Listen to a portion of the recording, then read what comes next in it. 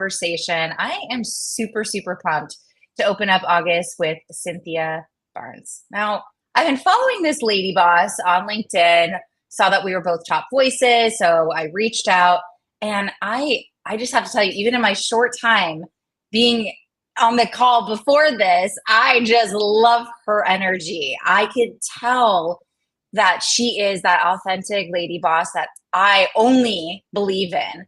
And so today we're going to talk about sales, not just sales, but marketing and sales. And what does it mean in that process to actually be a human being and to own who you are? So I'm going to let her introduce herself wherever you are listening or watching from, whether you're on replay or live with us. Please say hello, give us a what's up, write in the comments, share your questions, whether we get to them on the interview or come back. No worries. Please, please, please be active with us and make sure that you give us lots of thumbs up and hearts throughout the process. All right, Cynthia, welcome today to my monthly LinkedIn Live. I'd love for you to introduce yourself, give us a little bit of a background around how you became Miss Thang on LinkedIn and Top Voice. Well, first of all, let's be clear. It is Miss Thang and Everything. So let's start off on the right foot. I'm Cynthia Barnes, LinkedIn Top Voice, founder of the National Association of Women Sales Professionals. You may have seen me as the first Black speaker to keynote a national sales conference back in 2022. Yes, it took until 2022 to have a Black female speaker lead a national conference in sales. I breathe sales. I eat sales. I love sales. Sales is who I am. I am the queen of sales. And I recently did a TEDx talk on humility and why humility and modesty are bad for women. So you should check it out. It's on YouTube. Other than that, I'm just your average woman who catches sharks on a random day in Charleston, South Carolina, and I bake the world's best pound cake. How you doing? You can see why she's a TEDx speaker, right? Okay, so let's just start at that TEDx that you did. Humility and modesty are the no-goes. Right. Yeah. Humility is not a word. So if you think about this, when we were kids, girls and boys were given different playbooks on growing up. Girls were told to be timid and hold their successes close to the vest. We were told, don't brag. Boys, on the other hand, were told to be bold, courageous, and brave. So when we grow up and go into the work environment and a boss gives us a compliment, we say things like, oh, it was nothing. It was a team effort. I don't deserve the praise. It was my colleagues. Boys, on the other hand, men say, thanks. So then that leads our boss to say, wow, Tom deserves a promotion, while Sally, I don't know if she's ready for that promotion because she can't even take a compliment. I recently ran a study, not an official study. I just went around the mall and I paid women compliments. Things like, your shoes are really nice. Your nails, they're Instagram worthy. Your hair is laid. You would think I was handing out lottery tickets. But anyway, women deflected compliments like it was dodgeball. And I learned something very powerful. As women, we deflect compliments, we downplay them like second nature. And the reason is, over time, we have learned to accept compliments and to be bold, to be brave, to be ambitious. Like Malala Yousafzai, Joan of Arc, those women were beaten, burned, and stoned. And we've learned that to be brave is to be in danger. And those lingering sentiments still exist. So being humble and being modest, I don't want us to do that anymore. I want us to speak up. So in Uganda, East Africa, women accept compliments not by downplaying them, not by ditching them, not by brushing them off. They respond with a simple thank you, it's true. Mm. So that's how I want your listeners to accept compliments by saying thank you, it's true. Thank you. It's true. Why Yes, is that so difficult? You're so right. And I want, so we can have a whole conversation around that as women and like go deep, deep, deep. yes, I'm really curious around the effects of that as a businesswoman and being in, let's say, sales. yes, Where, how does that affect you? And then how do you get past that? yes. So let's talk about the intersectionality of accepting a compliment, the difference between that and owning a compliment, the confidence factor, and sales and effectiveness. How many times have you actually bought from an insecure, ineffective salesperson? Not never, right? Yeah. We trust sales professionals to be confident, have high levels of self esteem. Even if they aren't, they portray that they have confidence in their product or service and that it's going to satisfy our deepest challenges. If women or men cannot accept a compliment, if they cannot own their awesome by saying thank you to a simple compliment, it translates into lower self esteem, lower levels of self confidence, and it spills into their daily activities and comes across as low self concept. There's a difference between low self esteem and low self concept. However, when you start to talk about the low self esteem, the low self confidence, and spilling into that low self concept, it all starts to mirror together and affect your performance. I'm not a psychologist, but I have played one on TV. I'm just kidding.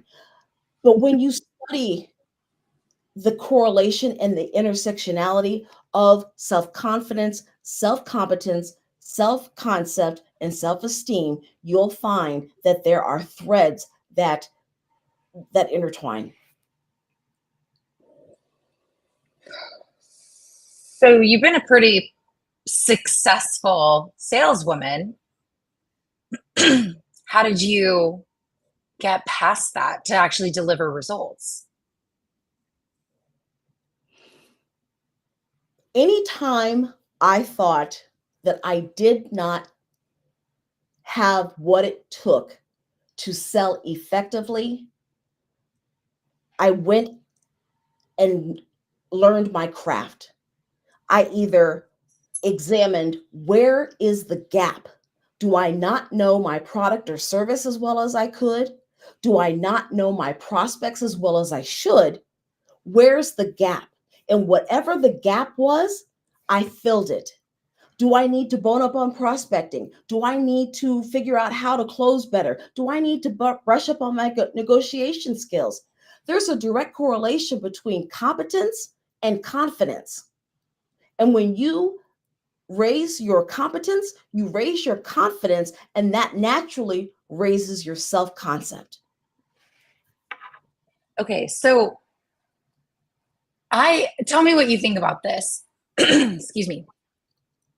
I think that a lot of men, and I don't love to do the men woman thing, but I know that's a passion point for you and me. I feel like we have to learn and do a lot more, not only to get the positions that we want, but to have that confidence. I feel like I have to know 100,000% more than my peers, which is why I got a master's, right?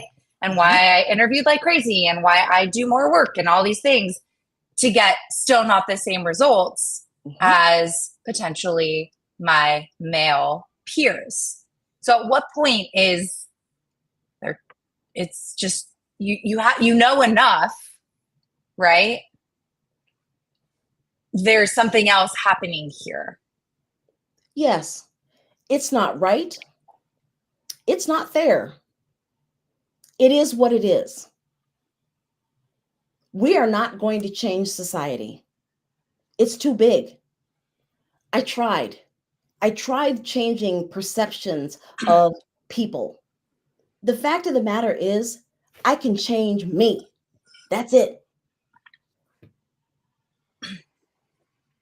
The reality, as harsh as it is, I can only affect how I show up. I can't change him.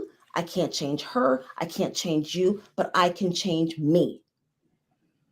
There's an old saying, a man convinced against his will is of the same opinion still. I can waste a lot of time trying to convince you of something that you don't want to be convinced of. I've spent years trying to convince companies that hiring women in sales is a good idea. Diversifying your sales team is a great idea. Here's the empirical data from people who are a lot smarter than me, a lot smarter than you, showing that women sell 11% better than their male counterparts. They still don't want to diversify their teams. It dawned on me that in 2024, if a sales team is homogeneous, it's by design. I can't do anything about that. So I take my energies toward places where it's celebrated, not tolerated. So, back to your point, if the system where you are is not one that welcomes your differences, change where you are. You can either change your surroundings or change your surroundings. Let me tell you, we're not just talking about sales, right? Right. Yeah. Yes. I, we can go super deep onto this topic. What I know for my audience too is kind of some of the tactical takeaways and pieces that we can really think about. Okay, especially for my audience, we have a lot of marketers, we have founders, right? And when you're a business owner or entrepreneur, whether I didn't ever consider myself a salesperson, Cynthia, marketing, brand marketing, lady boss, and still, but if you own your own business or you're trying to get speaking gigs or whatever, you're selling yourself, right? Right. So, and I have a lot to learn when it comes to selling, but I always say, I'm just really trying to connect with people, right? We're Mhm. trying to understand humans and connect with them at an emotional level. And in doing that, we can build a relationship, and that relationship will create opportunities. So I'm Yes. curious, Cynthia, if I'm a woman listening today or a man, and I really need, I'm not closing those deals. I'm getting some pressure from my boss. What are some things that we can hone in on, methods that you use, tactics to get to that close ratio that you said 11, they close 11% or have 11%. Yeah. I want to know, like, what's the juiciness in that?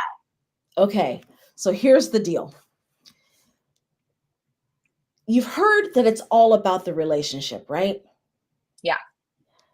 It's true. It really is.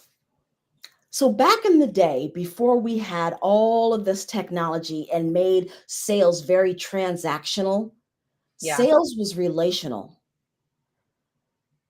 There is a form that through the years has transformed, but essentially it is a list of what I use 72 things that you should know about your buyer before your competition does. Things like, were they in the military? If so, what branch? Do they drink alcohol with their dinner? All of those little nuances that you wouldn't really think matter, but they do. So think about it this way. As you are having a discovery call to qualify them to find out whether or not they are a good fit for your product or service, you're going to end that discovery call with 3 distinct questions. Number 1, do you, Mr. or Miss Buyer, feel that I fully understand you and your role at XYZ company? Number 2, do you feel that I fully understand your company's challenges? Number 3, would you like my help? Mm. You can't ask those questions if you don't ask questions about their role, their challenges, and their company's challenges. You can't ask those questions if you don't ask about them. Sales is nothing more than influencing decision makers, whether it's my 5-year-old niece who wants to go rock climbing or the president of PepsiCo. It's influencing decision makers to say yes. That's all it is.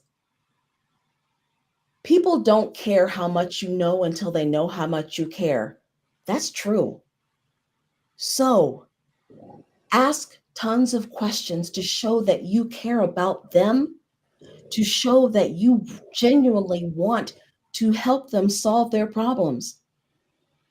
Develop a relationship in a world that is so super transactional, and you win. Simple, but it's not So, easy. so simple. And it's not easy. It's not easy because we're getting the spam messages all Mhm. day, every day. We're getting still the cold calls, right? You're still getting people that get on a call with you and they start selling you right away versus asking anything about you. So, like, we ain't there, Cynthia, at No, all. no, So there is, relational sales actually takes quite a bit of understanding of people it does. and communication, which you're Mhm. actually saying, just listen, ask questions and listen. Yes. You, which is great dating advice too, by the way, and great with your kids or whatever, your husband, wife, partner. How can it be bad? Yeah. How can it be bad? I say we go back to the basics. Mm. Grab a pen, write a note, put it in the mail. You will get more attention that way than constantly pitch slapping me on LinkedIn. Trust me. It is true. It Yeah. is very true. Yeah, no, direct mail is actually making it's It's making a let me comeback. it's making a comeback because of remote work. Yeah, it's Yeah, it's it's a real thing. it's a real thing. Um, it's real. Yeah, I mean, okay, so good. Now tell me about this. What do you do? Because I feel this, and I know people that I talk to. You have these amazing conversations. You did everything that you just did. I listened. I asked my 3 questions at the end. Yes, I want help from you. Did all of that. You share the information. They say, I'm ready to go. And then they go crickets on you. Or they're like, you know what? I don't have the budget. Or whatever, those reasons. Mhm. Then what do you do? Well, you should have found out what their budget was before you should have qualified them before you went into all of those things. If they don't have the budget and they truly don't have the budget, that's on you. Because Mm. remember, you're qualifying them to determine whether or not they are worth your time. We don't want to spend time with people who can't afford us, don't have the urgency, and don't have the need, Mm. right? Oh, yes. Your doctor's office doesn't take you unless you have the money to pay cash or you have insurance. True. And you don't get seen and billed. No, you pay cash up front. Come on now. You are a professional. Your doctor is a professional. So we're not going to have free coaching calls and then try to sell you on a coaching package. No, no, no. This is not free 99. No, no, no. We are professionals. So part of that discovery call is to find out, what type of budget have you set aside for this service? Oh, well, Yeah. we don't know. Ballpark. We don't know what kind of budget. Okay, cool. If they haven't thought about the type of budget that they have for this project, they're not serious. Yeah. Spend your time with people who have the urgency, who have the budget, and who have the need. They are fishing. You want to deal with people who are hurting now, who have thought about how much money they have to spend. Yeah. Yeah. Keep This it is moving. a really interesting kind of bridge to what we were talking about prior to getting on of marketing and sales, right? Yeah. Because marketing has the opportunity, especially with the data and retooling, to get an understanding how qualified somebody is before they talk to us, right, Cynthia? So I'm Yes. curious, with your experience of people you're working with, how are marketing and sales working together well? Maybe even examples where you've seen that or for yourself. And where is there an opportunity for marketers to do a better job with their sellers? Oh, marketing and sales do not work well together. Oh, man. They think they do. They have no clue. First of all, they won't even get in the room together. They won't even talk to each other and say, this is the language I speak and this is the language I speak. That would be the first step. And maybe I'm biased. I would love to sit down and say, we're going to take your Japanese over here and we're going to take your Greek and we're just going to have you talk together. That would be the first step. On the rare occasion, though, that they do work well together, it's because one has been cross-trained in the other. So I believe that to effectively have a team or two teams that work well together, they have got to be cross-trained. McDonald's does a great job of this. The people running the grill are better equipped to understand the drive-through's needs when they work the drive-through. They can understand what it's like to have a line wrapped around the building and the pressure of having people looking you in the mirror like this, or look in the window like this, like, where's my food? Right. And they understand why people are yelling and saying, where's my quarter pounder with cheese? That empathy. And so they work a little harder, and vice versa. So marketing understands the needs of the sales team and vice versa. So they can now have that sense of empathy when leads come in through the funnel that are not qualified. So that's the first step, is to cross-train. Yep. Yeah. Second step would be to make sure the goals are not based upon KPIs, but based upon OKRs, objectives and key results. And those objectives and key results must be public, transparent, within the company, so that everyone can see them. KPIs are just data. OKRs, those objectives, are things that we're working toward in 90-day sprints together. Much more effective. Much more effective. Any other? Okay, so OKRs, definitely, we had a lot of that at Gartner. I was from the top all the way down, which was so helpful. So helpful. And so difficult. Like, it can be a really annoying process, especially at big organizations, to trickle that down. But you're right. Well, That means when you're sitting with the sales team, it's like, well, we're a part of the same team, and here's what we have to do and accomplish. Yes.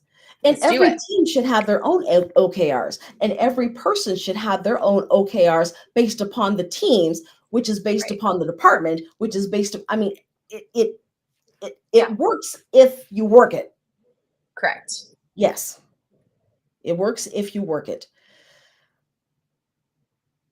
It works if you work it. The last thing I would say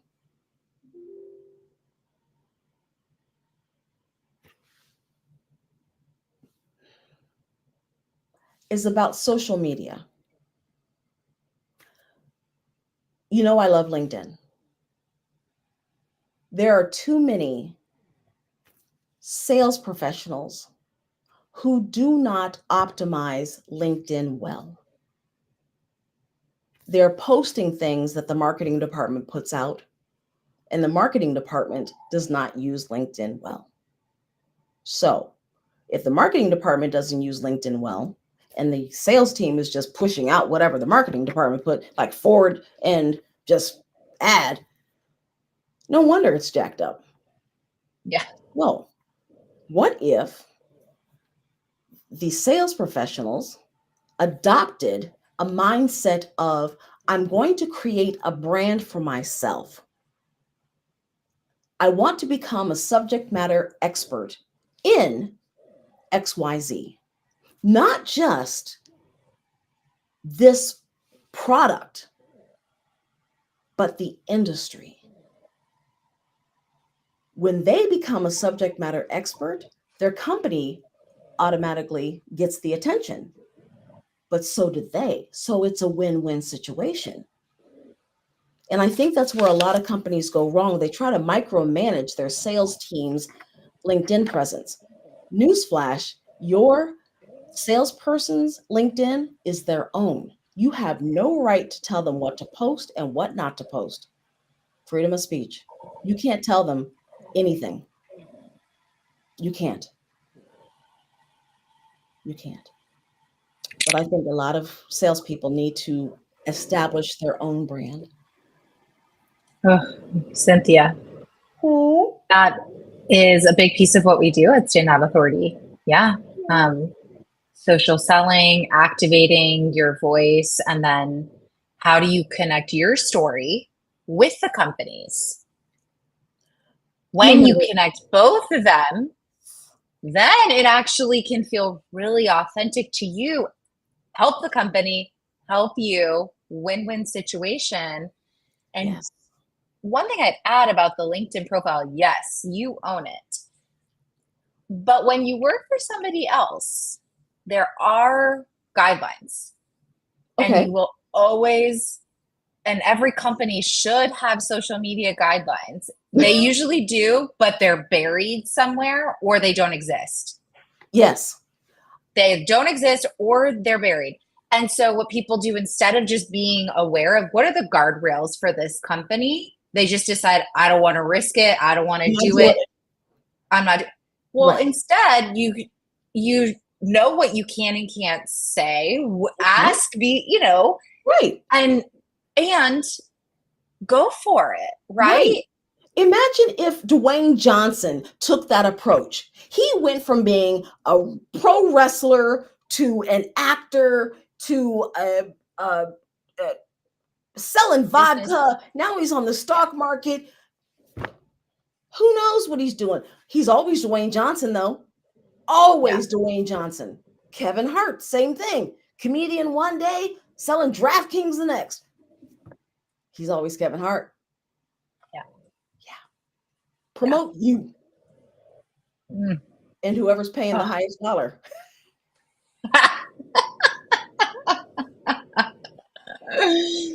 Cynthia, that was such a perfect way to round out the conversation. Really thinking about, there's so much goodness here of just how do we, not humility and all these modesty to marketing and sales. You have such a wealth of knowledge, Cynthia. Thank you for hanging out with me today. I'd love for you to just last thought / how do you, yes, connect with you on LinkedIn? How can people keep up with you or potentially reach out to you for anything? LinkedIn is the best way. My website is Cynthia-Barnes, Cynthia-Barnes.com. LinkedIn is the best way to interact with me, follow me. If you connect with me, please let me know that you heard me on this podcast. I love connecting with great folks, so please do. If I had one final thought to leave with your audience, I would implore them. Nobody ever reaches the pinnacle of success by downplaying their awesomeness. So no matter what you do, no matter what you say, own your awesome. Because when you have the courage to own your awesome, you give others the permission to own their awesome too. Thank you so much. That is perfect. Thank you for watching today or listening, however you watch today. We really appreciate your time. Leave us comments, ask some questions, reach out to Cynthia, and please, please, please come back next month. Watch my other LinkedIn lives, wherever you're watching this. Have